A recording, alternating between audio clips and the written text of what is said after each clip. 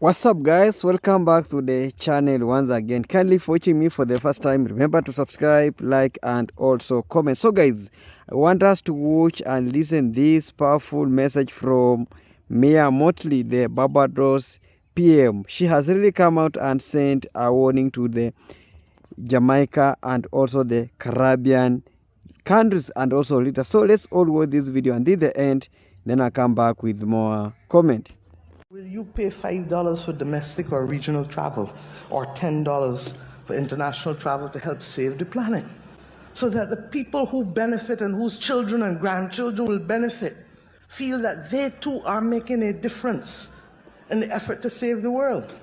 And if you took it to pharmaceuticals and to pandemic, you would expect them to put their part. And if you took it to digital illiteracy, you would expect those companies that now have market capitalizations in the trillions of dollars to leave a little something on the table so that we can secure we're not going to make all the SDGs by 2030, but we must now prioritize to build the bridges that will unlock the rest. And that must mean fighting hunger and poverty. That must mean providing education across the world. That must mean ensuring that we have the technical capacity to unfold the benefit of renewable energy while at the same time creating the opportunities for green investment, because foreign capital alone will only make us tenants in our own land, and therefore the domestic resource mobilization and the aggregation of capital is necessary to balance the equation so our own citizens do not become tenants in their own land.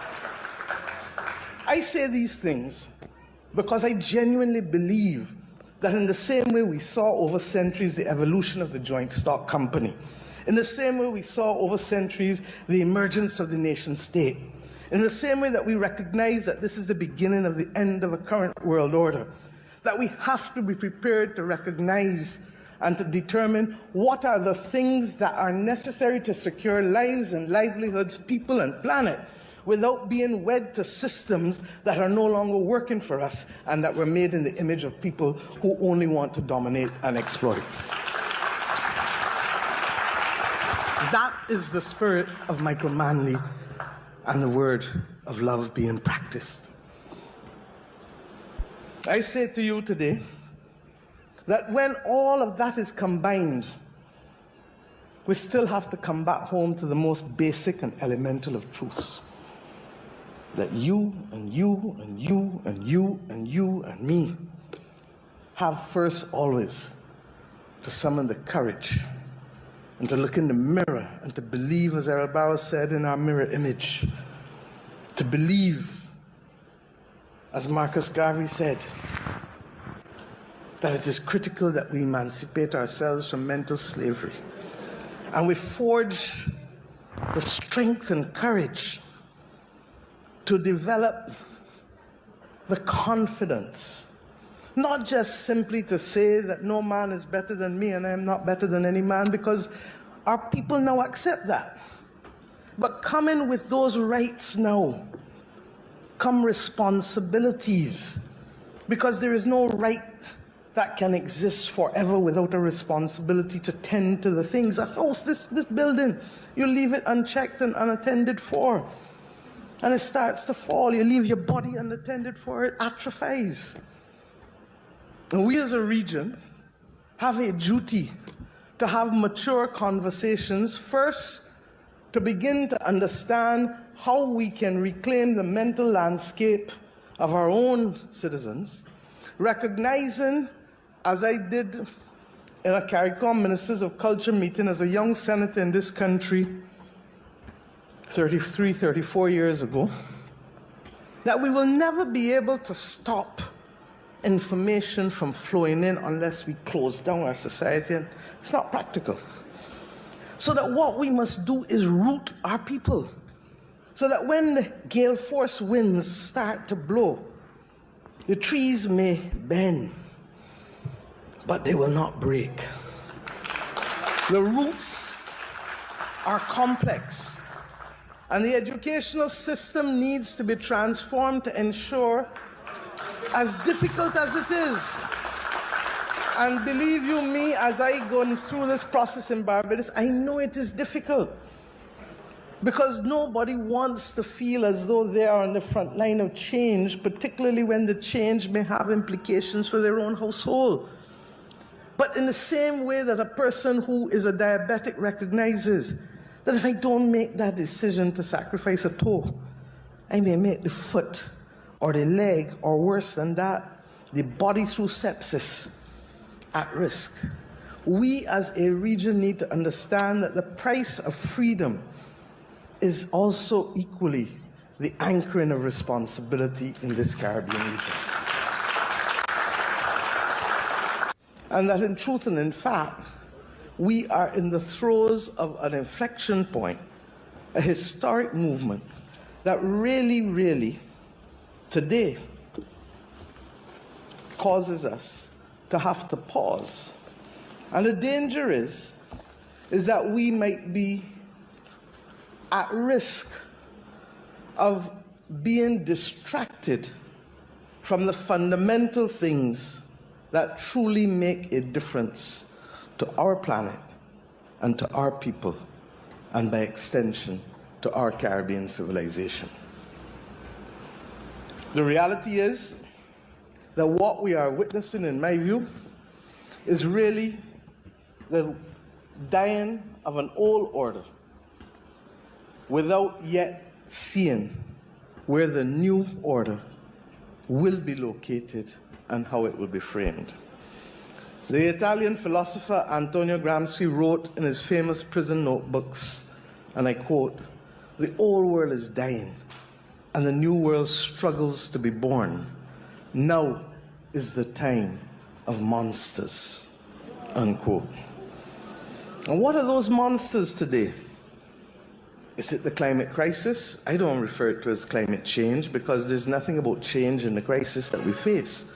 It is a season of superlatives, and it's the season of the unexpected. We see it from the droughts, to the floods, to the hurricanes, to the sargassum seaweed, to so many other things that are so unrealistic. I'm accustomed to convection rain here in Kingston, not in Bridgetown. For the last 2 years, we experienced that from August to December, almost 5 days a week. While at the same time, for the first 6 months of last year, we had less than 50% rainfall of the average 30 years that went before, in the same year. The monsters are the pandemics. And we acknowledge that with the increased heat, we are likely to see new pathogens develop, and by extension, new pandemics are likely to emerge. But even as we speak, separate from that, our abuse of antibiotics, antimicrobials, has led to an extraordinary level of antimicrobial resistance that now makes that responsible for the third highest number of deaths directly and indirectly in the world, and by 2050, it shall be responsible for the highest volume of deaths in the world, reversing a century of medical progress and making simple things like going to the dentist or going in the garden or having a baby risky things if you get an infection. We have seen environmental degradation generally, but in particular degradation of our soils. And there is the belief that it will considerably impact the already threatened food security that we have as a result of the impact of climate itself. But soil degradation in and of itself will make it worse. We are seeing the collapse of ecosystems and the collapse of and further loss of biodiversity. Things that we were accustomed to seeing are finding themselves removed from our environment. And at the same time, globally, we have 35 million people, refugees, across the world, fleeing wars, violence, persecution, and abject poverty, right here in our own region to across the world. The world itself is a dangerous place to be. The 1st of December, France had a government, as did Syria. Today, the 10th of December, both have been gone for a few days. One by law and one by force. We are at an interesting point. We hear of the movement against incumbents more than anything else. Some of it expresses itself in right-wing populism, some of it in the UK, left of center. But in both instances, it's an anti-incumbent move, largely because much of what people have had to experience in this polycrisis moment in the last 5 years has made life difficult for most and perplexing for all.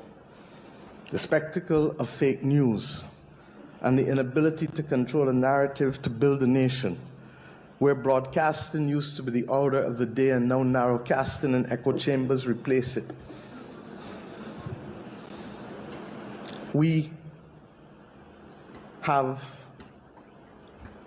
more than ever to determine what does love look like in this, the third decade of the 21st century.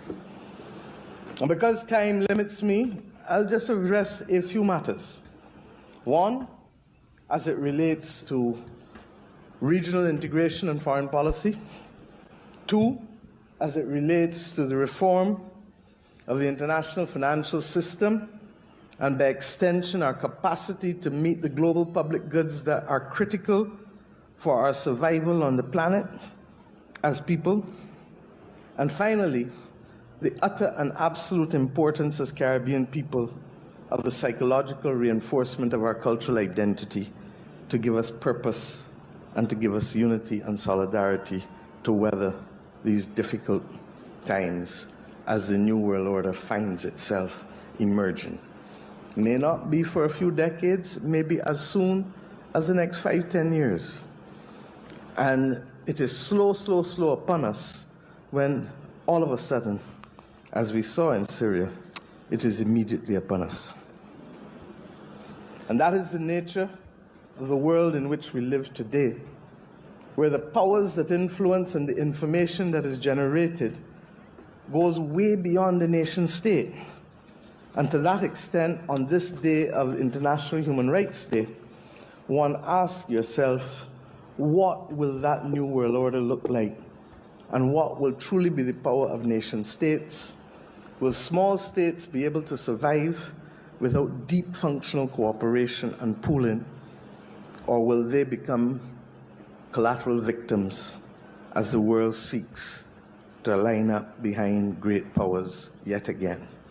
Particularly if the multilateral rules-based system that we have is not allowed to work for us.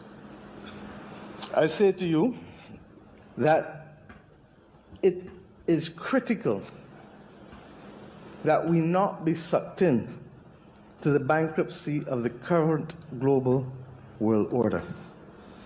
And if we go back to what love was for Michael Manley, and I'm amazed at the extent to which even the language used foretold the times in which we come to live in. There is no doubt that we are in a race against time, and those who doubt it will fail to prepare. And that, for us, means that we recognize that love fundamentally is about caring, seeing, hearing, and feeling. Fundamentally is about resilience, a word that Michael used more ahead of his time than most. And love is about transformation. We have taken long to do some of these things, not because of laziness, but because of the complexity of the root system that has caused us to be victims of another order that effectively took away from us identity and movement. And I dare say that so fundamental is the human resistance against that type of activity that I really believe that that is one of the reasons for the strong anti-incumbent movement globally, coming after 2 to 3 years of restricted movement and increased cost of living, where persons are trying to recoup losses in the shortest possible time from a pandemic, that has caused people to say, hey, you didn't see me for a few years, but watch me now, here. And if you don't realize here, I'm going to show you that here. And we've seen it country by country by country by country. But if we come to understanding what that race to become resilient must look like, it is being thrown at us more than ever through the climate crisis. And that is why, in a very real sense, the global south, in its victimhood, has a renewed sense of solidarity, because we all know that we didn't cause the problem, and that in fact we are now bearing double jeopardy, because having been the beast of burden to enrich those who built the Industrial Revolution, we are now the first victims on the front line to the consequences of the Industrial Revolution in terms of greenhouse warming. Hello guys, welcome back. So guys, hope you have really watched that full clip of message from MOTTLEY. MOTTLEY, she's the Prime Minister of Barbados, and this lady, she's the fearless leader. She is the longest female serving in Caribbean, because MOTTLEY, she's the only female leader in Caribbean, and she has been really defending for the rights of the black people, because we have few leaders that can maybe come out and really expose or tell us the truth or defending the black people. So in this message, you have also seen how he was highlighting some of the message about the white people, how the colonizers, or I can call them how the colonizers normally used to treat we as the black people in their country. Number one, she was talking about the dollar, because we as the Africans, we as the Caribbean, we must have our own currency, because we normally purchase items in terms of the US dollars, and you know that our economy is very low and that United economy is very stable. So purchasing our commodities or export our commodity using dollars, it's more expensive compared to us. And so she was also questioning for the Caribbean people, for the African people, for the black people to wake up and starting using our own currency. And you find that in our country, most of our countries are being called the third world country. This habit of calling us the third world country must stop, because we believe or we know that Africa or Caribbean, we are so rich because we have our own minerals. But these Western countries, they normally like exploiting our own resources, and our leaders, they have turned to be a pupil to those Western countries. And that's why the MOTTLEY is trying as much as possible to open up the ears of the black people that we can do better. We can really do better. So in this message, he was speaking here in Africa. I know it's in South Africa. So this one is a message for the us. So we must do away with colonizers, because we normally believe that we have the full democracy. But when you just dip in, we were given the fake democracy, because you cannot walk freely. You must bow to those colonizers so that can really help you. And that's why MOTTLEY is trying as much as possible to oppose such kind of words, because these people, they normally come in our country and take out our resources, and when it reaches terms of returns, they normally give us the loan. This loan we normally pay with a lot of the hefty interest. And another thing is about our people, because you will find that our people are really crying in those countries. When you go to Canada, the black people, they are really crying that country. When you go to any other country, you will find that the black people are really crying out. A lot of our people are being deported because of they went to the United States or other countries looking for the green pasture, but those green pasture, they have been turned to be the red pasture. So you find that a lot of deportation is really happening. Our people are coming back home while crying.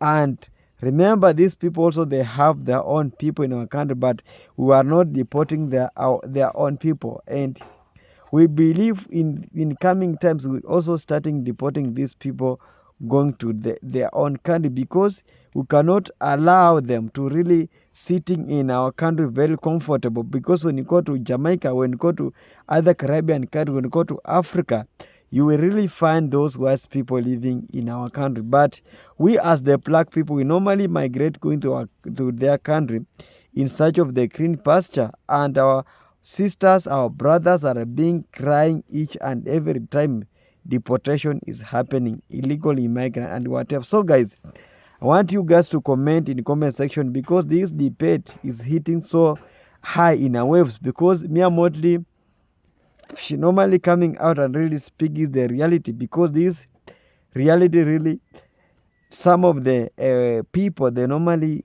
fear that this reality is not, but she normally tell us the truth, because finding leaders like Mia Motley is just, they are the few leaders, they are really known, they're good leaders that can really defend us. But coming out and telling us how these Western countries are exploiting us, this is the leadership that we are really praying out to come out and really exposing the Western countries, because we have few leaders like the Shahidi Boss and Dr. Kana, who normally really coming out and defending the black people for so many years. So guys, I want you guys to comment in comment section.